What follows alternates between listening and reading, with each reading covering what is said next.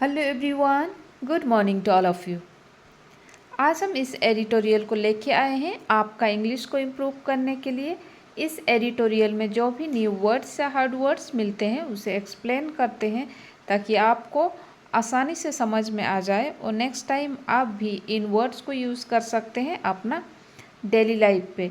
तो चलिए स्टार्ट करते हैं। आज का इम्पोर्टेंट टॉपिक है easing prices.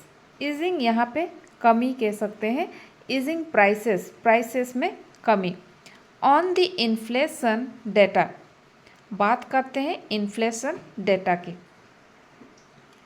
Inflation is falling, inflation कम हो रही है। Inflation is falling but the unpredictability factor is high now. लेकिन ये जो अनप्रिडिक्टेबिलिटी है मतलब अनसर्टेनिटी है, इस फैक्टर इज हाई नाउ, ये अब कहीं ज़्यादा है। अनप्रिडिक्टेबिलिटी यहाँ पे पार्ट ऑफ स्पीच इसका नाउन है और इसका मतलब होता है अनसर्टेनिटी, जिसको हम प्रिडिक्ट नहीं कर सकते हैं। Inflation is falling but the unpredictability factor is high now. Next है the inflation data for May. Inflation May के लिए ये शो करती है just how much can change in 1 month. एक महीने में किस तरह चेंज कर सकती है या बदल सकता है।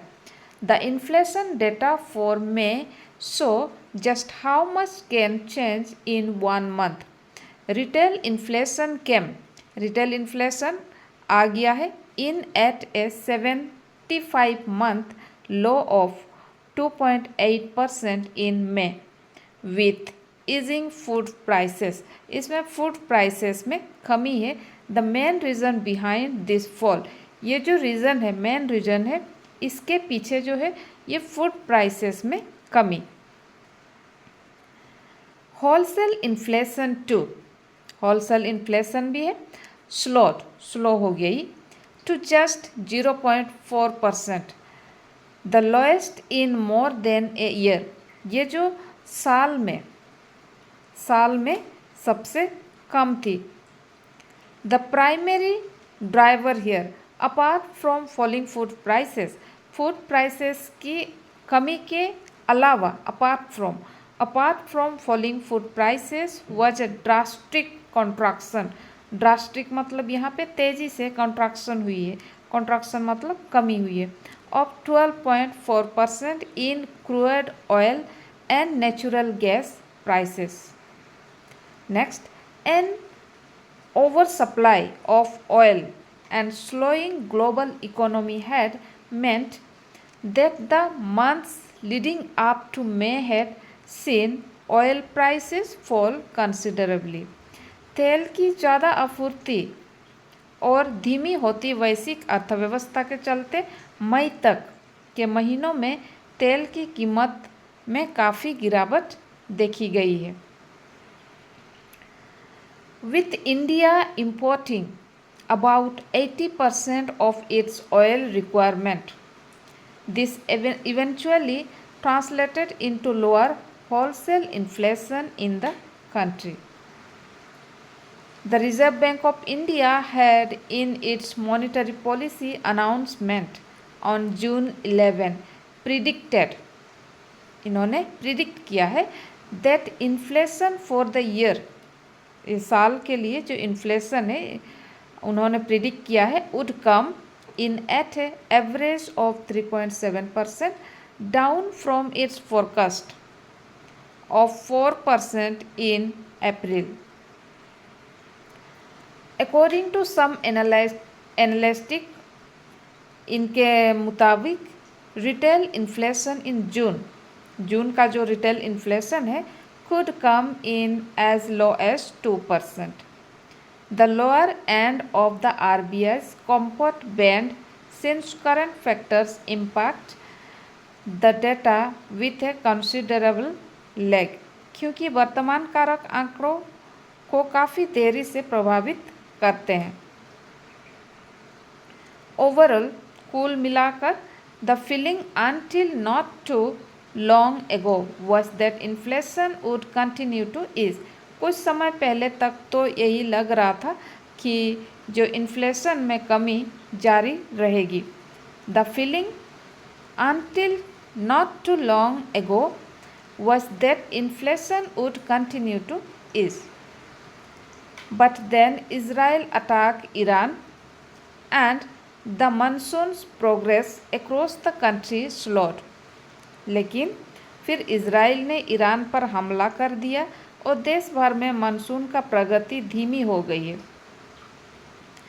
Both developments that are likely to affect the two key factors, fuel and food, that had until now led to the fall in overall inflation.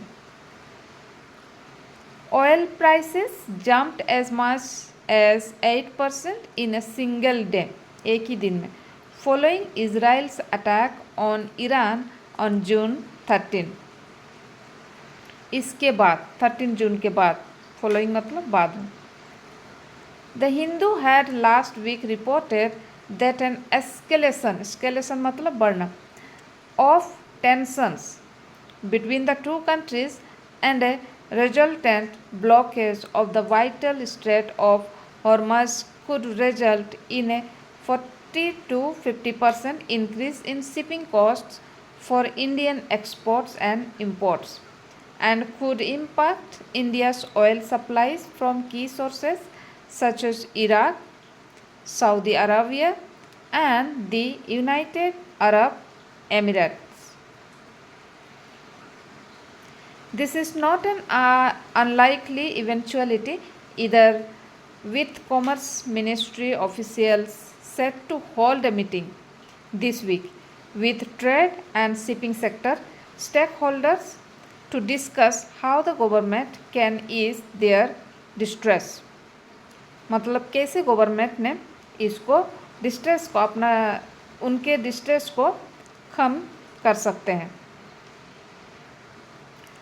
Costlier inputs, especially oil, will eventually move the inflation needle back up. The monsoon has picked up pace again. Monsoon फिर से